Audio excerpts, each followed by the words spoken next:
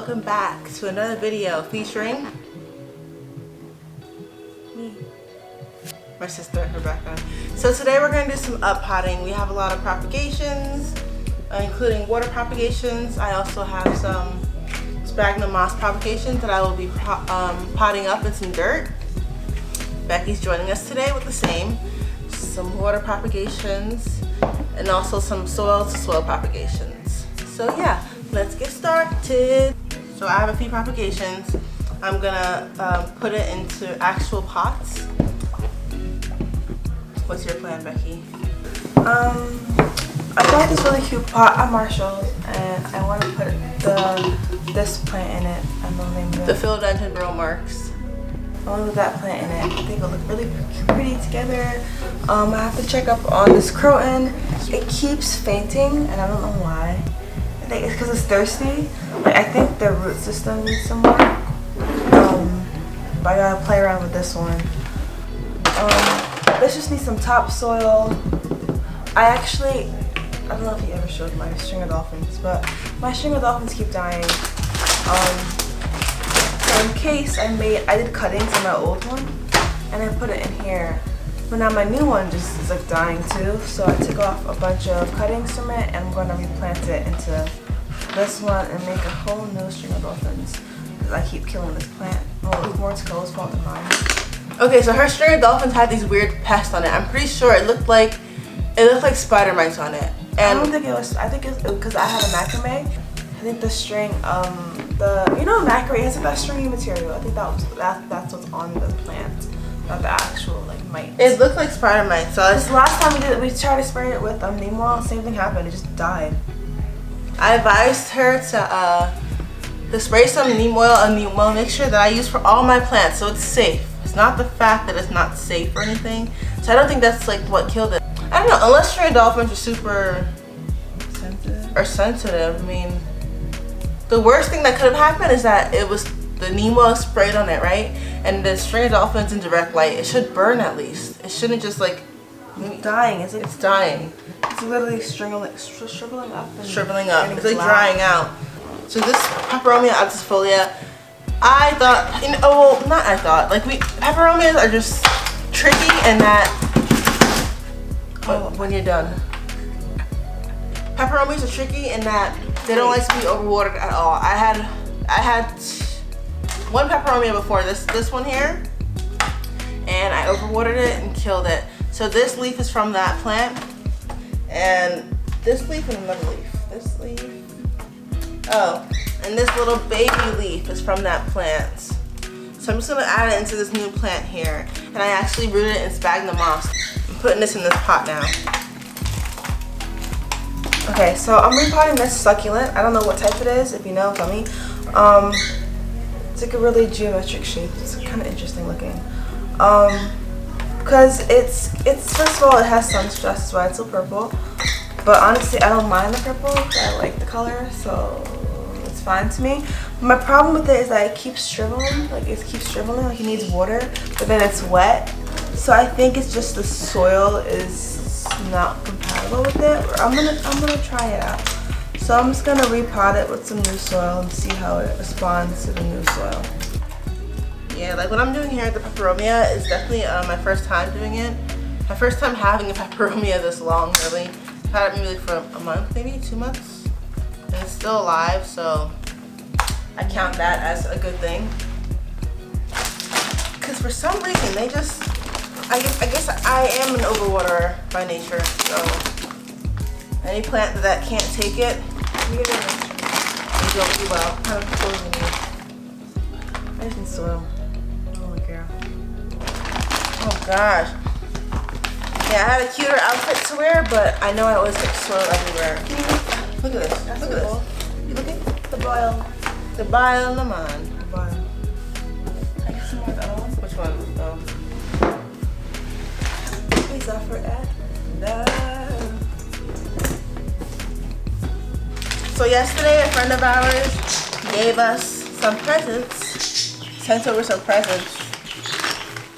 And it's funny because we actually got it like a week ago. We're like, I don't know. It didn't say who it was from. We're just gonna put it in the bag and hope it's, you know, safe, whatever. Got these cute little 3-inch pots. that I have to fill up. So I have these cuttings from my jungle cactus, holiday cactus. I keep saying jungle, even though it's the same thing, but jungle cactus reminds me of like something different. So holiday cactus. I actually had potted a cutting in this huge pot, which is not, I don't recommend this at all. But before I had the cutting in here, I actually had some, a snake plant in here that managed to die. I don't know how. Wait, or why. So I'm just gonna pull this out.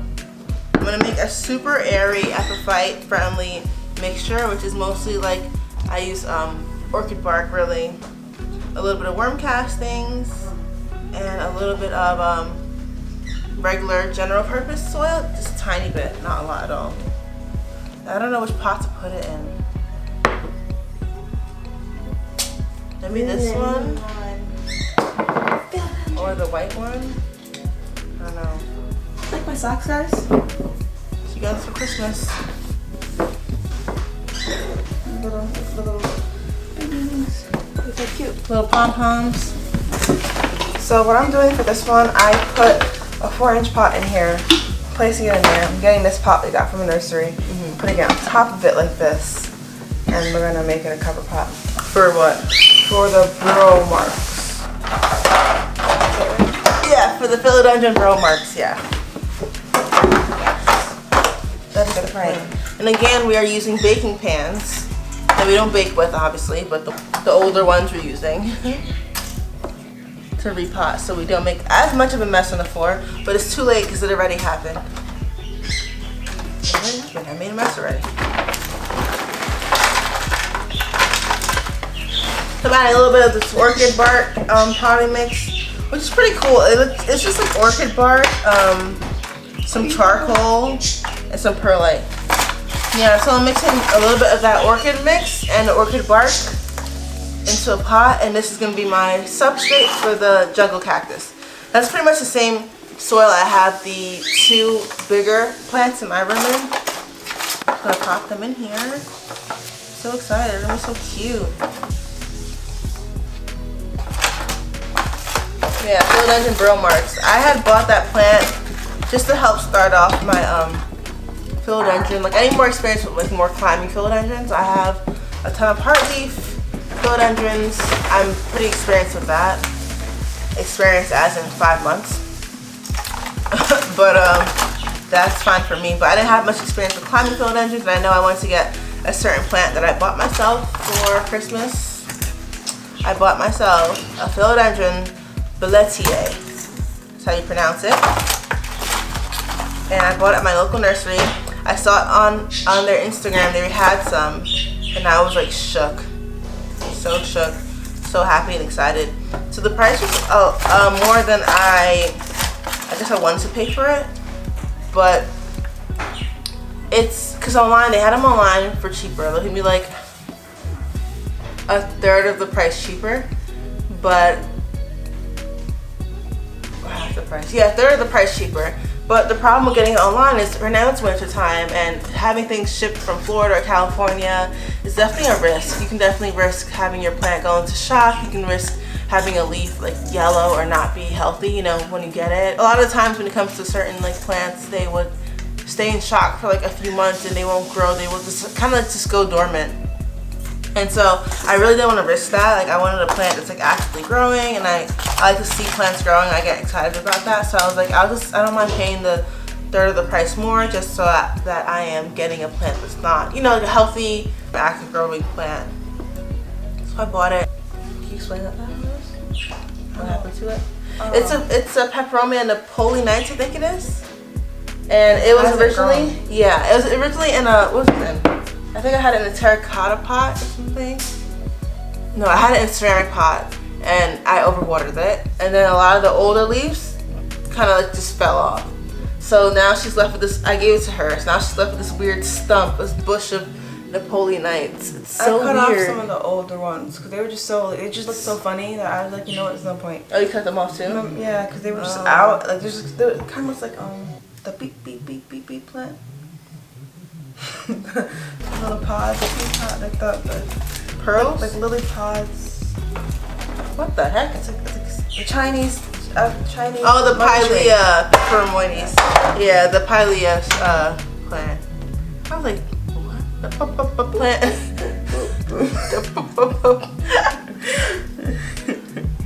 Yeah, but yeah, she was in here. I think this is too big for her, like way too big. So what happened to the pot now? And the root systems were like really thin. Actually, I lied. She was in here. Oh, this one. Oh, good. She was in here. Look how much dirt is in here. Look how much. Just this. Just this.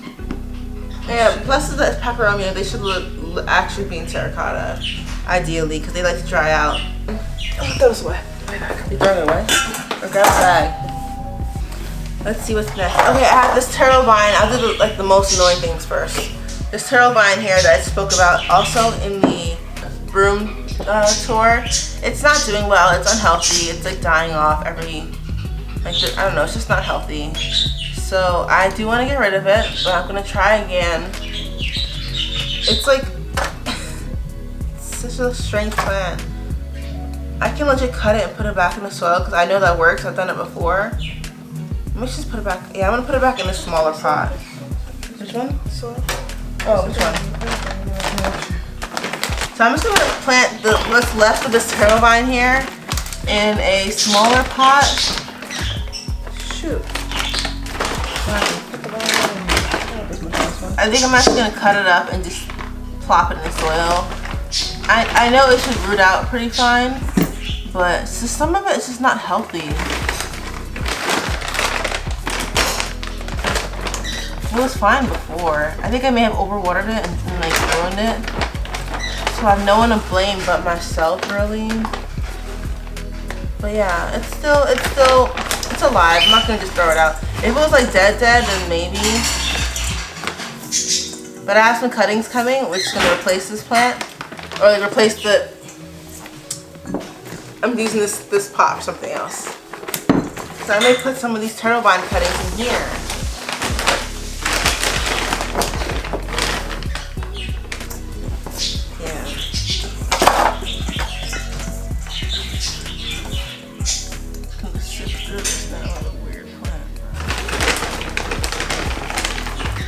I think I may have messed it up due to inconsistent watering because I water it like when I remember. Sometimes I remember more than others, sometimes I don't. So I see some like dried up leaves here.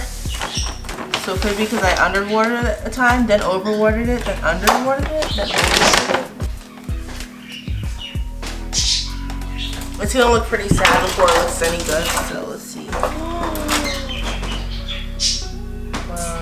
What if you propagate it? They just fall out. No problem, no drama. So this is my second chance trying to revive the plant. It's in a cute little pot now. I mean, the rest of it doesn't look that good. Let me see.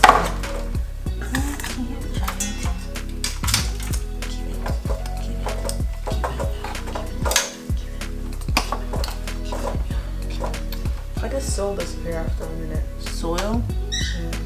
Because when you keep watering it, when you water it, some of the soil may come out from the bottom or it gets super compact at the bottom. Pressing it down, pressing it down, pressing it down. That's why you need to repot sometimes. The pothos cuttings, I'm gonna just put them in that plant that I spoke about in the Vlogmas week 2. I have a big pothos plant that I have a different types of pothos in it. I have jade, marble, golden. I'm just gonna put these pothos cuttings in there. It's kind of boring to watch, you know. I have some, this is a philodendron lemon lime here, and I have some cuttings that are in water in here. I'm just gonna put the cuttings in that pot there.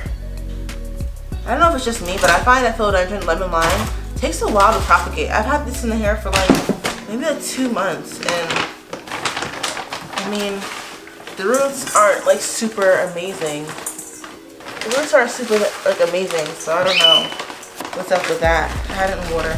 What's up with that? What's up with that? Did I dry them up too much? Here we go. Fuller plant.